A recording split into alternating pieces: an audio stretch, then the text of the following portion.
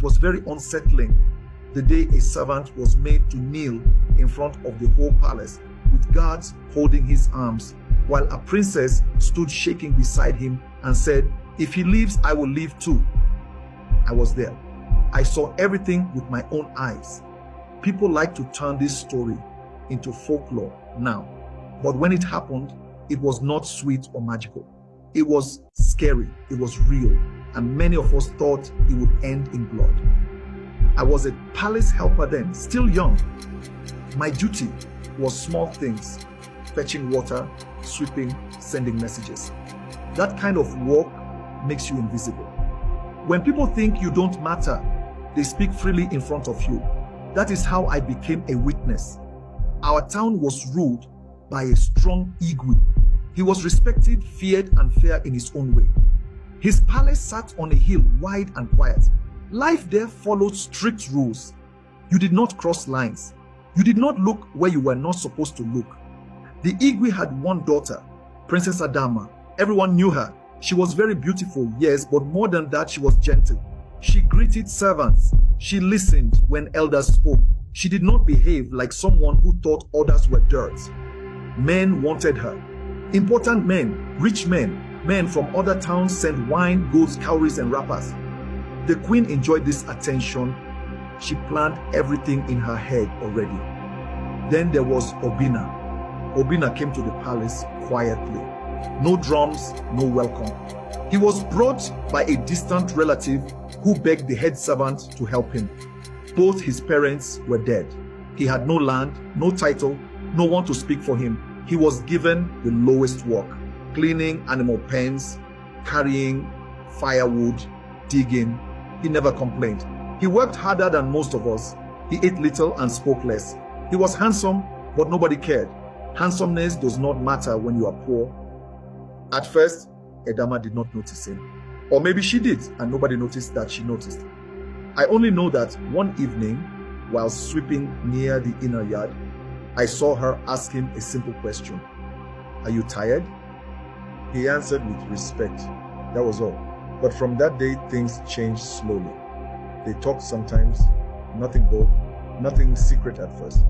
Just small talk about work, about weather, about his village. Adama liked to hear about places beyond the palace. Obina spoke honestly. He did not try to impress her. I was around often. I heard enough to know this was not play. The queen noticed too. The queen was a woman who believed in order. She believed blood was everything. She believed love was something that followed class, not feelings. When she sensed something was wrong, she acted fast. She warned the servants. She warned Adama. She warned the head servant. Obina was moved far from the inner yard. He was watched closely. We all thought that was the end, but love does not always end because of distance. Adama became quiet. She stopped laughing. She lost weight. She stayed alone. The Igwe asked questions, but the queen answered for her. At night, Adama found ways. Sometimes she sent me on errands that made no sense, just so I could leave her alone. Sometimes she met Obina near the back stores or by the old trees. They spoke softly. Sometimes they just stood there, not touching. I knew it was dangerous. If caught, Obina would be punished badly, maybe killed. That was how things were. Then the day came. The queen caught them. Her shout shook the palace. Guards ran. Servants froze. Obina was dragged out. His clothes were torn. Adama followed, crying but standing straight. The queen called him a dog. She said he wanted to destroy royal blood. She demanded his death. The Igwe sat and listened. When he spoke, everywhere went quiet. He asked Obina one question. "Do you love my daughter?"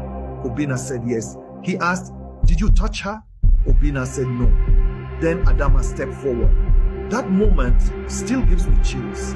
She said she chose him, that she knew what she was doing, that she would not marry any man she did not love.